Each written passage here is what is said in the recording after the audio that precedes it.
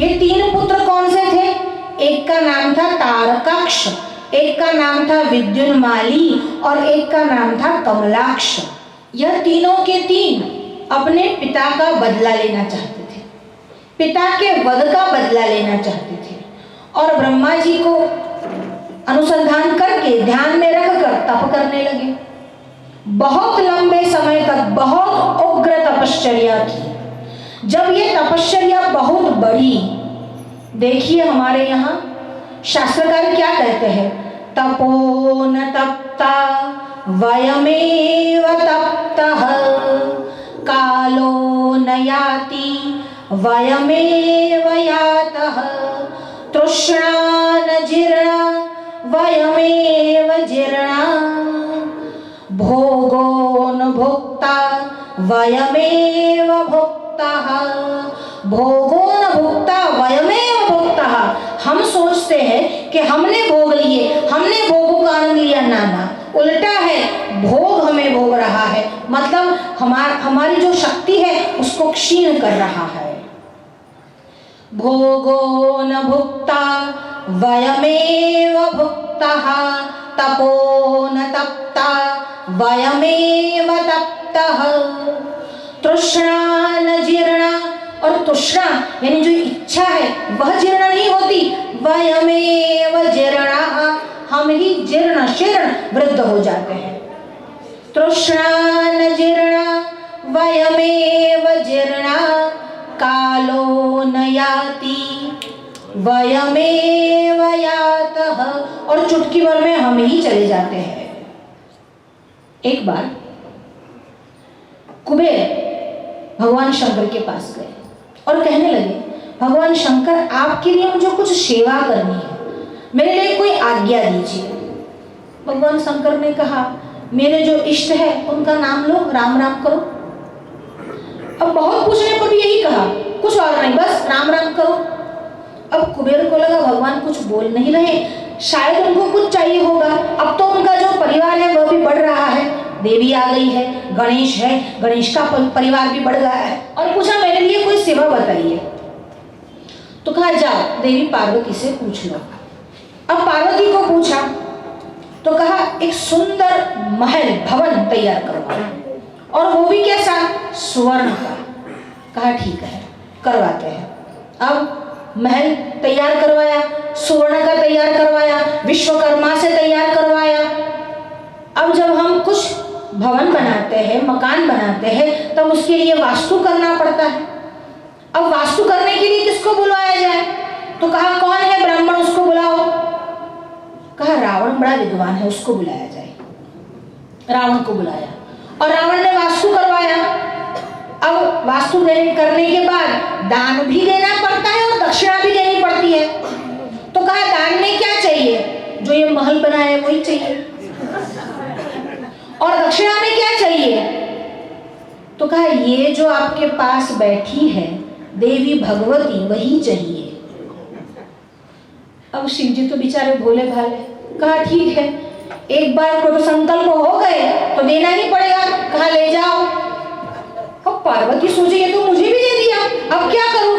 अब पार्वती ने भगवान विष्णु का स्मरण किया, अब नटवर तू ही है, तू ही कुछ कर। तो कहा ठीक है। अब भगवान विष्णु अलग रूप स्वांग बनाकर आए। अब ये जो रावण है पार्वती को लेकर जा रहे थे और भगवान विष्णु बीच में कपड़ वेश धारण करके आए और कहने लगे कहाँ जा रहे हो? कहा मैं तो अपने घर जा रहा हूँ, लंका जा रहा हूँ। पर साथ में ये किसको लेके जा रहे हो? अरे ये तो देवी भगवती है, पार्वती है, भगवान शंकर की पत्नी है। अरे नहीं नहीं, कोई अपनी पत्नी ऐसे थोड़ी दे देता है। कहा नहीं है, उनकी पत्नी है। अरे जरा इनका मुंह देख, कैसी कृष्ण वर्णा है, ये कोई उनकी पत्नी नहीं है, ये तो दासी है, छोड़ दे छोड़ दे। और यहीं पर छोड़ के चला गया। तो हम बात कर रहे थे कि 3 लोगों ने तपश्चर्या की, ब्रह्मा जी ने वरदान देने के लिए वहां पर आए, उग्र तपश्चर्या कर रहे थे ये 3 लोग। और वो 3 लोग कौन कौन से थे? विद्युन्माली, तारकाक्ष और कमलाक्ष। और ये तीनों के 3 तारक के पुत्र थे। उग्र तपश्चर्या करने के बाद ब्रह्मा जी प्रसन्न हुए और कहने लगे क्या वर चाहिए। कहा हमें ऐसा वर चाहिए कि कोई मार न सके, सभी को अमर ही होना है। कहा ऐसा नहीं हो सकता, कुछ और मांगो।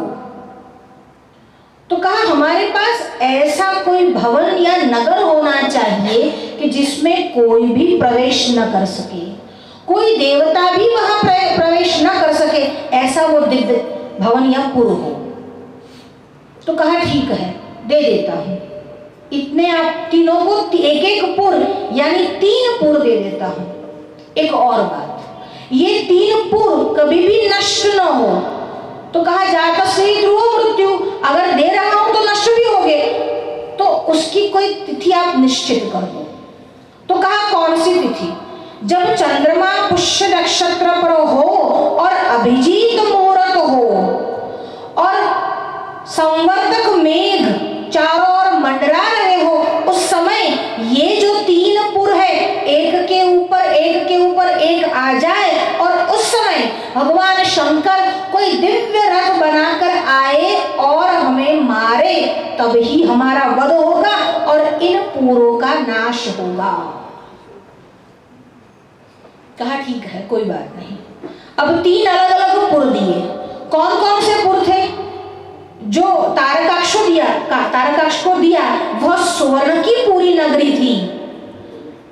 विद्युन्माली को दी वह चांदी की पूरी नगरी थी। और जो कमलाक्ष को दिया वह लोहे से पूरी बनी हुई थी। ये 3 पुर को लेकर ये 3 इतने उन्मत्त हुए कि अब तो उन्होंने देवताओं पर विजय प्राप्त कर ली थी। उन पुर में किसी का भी प्रवेश नहीं होता था। पर एक बात उनमें थी, वो धर्म का पालन करते थे, यज्ञ यागादि करते थे। हाँ, जो भाग होता था वो दैत्य को भी देते थे, पर धर्म का पालन करते थे।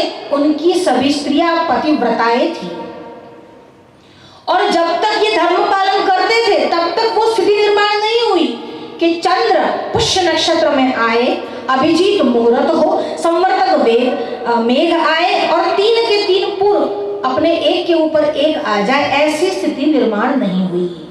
अब उनका धर्म से च्युत होना आवश्यक था। भगवान विष्णु को प्रार्थना की गई, एक ऐसा वेश धारण किया जो वैदिक धर्म के विरुद्ध ले जाए। यति, जटिल, मुंडी ऐसा वेश धारण किया और वहां पर गए। वैदिक धर्म के विरुद्ध यज्ञ यागादि को बंद करवाया, वैदिक धर्म के विरुद्ध श्राद्धादि को बंद करवाया और ये सब करवा कर उनको वैदिक धर्म से परास्त किया। और जब परास्त किया वो समय भी आ चुका। अब सभी देवता भगवान शंकर की शरण में गए और प्रार्थना करने लगे। अब वो समय आ गया है कि त्रिपुर का वध हो। 3 पुर वाले होने से उन तीनों को संयुक्त रूप से त्रिपुर बुलाया जाता है। अब रथ बनाया जाए जो विशेष रथ हो। रथ क्षोणीयन्ता शतधृतिरगेन्द्रो धनुरथो रथांगे चंद्रार्कौ रथचरणपाणिः शर इति दिधक्षोस्ते कोयं त्रिपुरतृणमाणं बरविधिर्विधैयै क्रीडन्त्यो न खलु परतंत्रा प्रबुधियः। ऐसा रथ बनाया। कैसा रथ बनाया? रथक्षोणीयन्ता, क्षोणी यानी पृथ्वी को रथ बनाया। रथक्षोणीयन्ता शतधृतिरगेन्द्रो धनुरथो रथांगे चंद्रार्कौ। और रथ के जो पहिए बनाए वो किसको बनाए? चंद्र और सूर्य को। रथांगे चंद्रार्कौ रथ चरण पाणि शर इति। रथ चरण पाणि, रथ का चरण क्या होता है? पहिया। और पहिया यानी चक्र किसके हाथ में है? भगवान विष्णु के।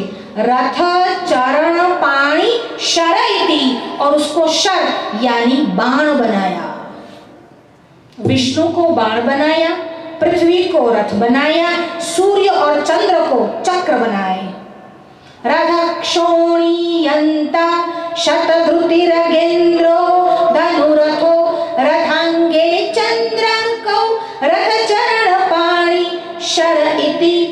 विविधक्षुस्ते कोयम। अरे इतना सब कुछ आडंबर किया भगवान ने।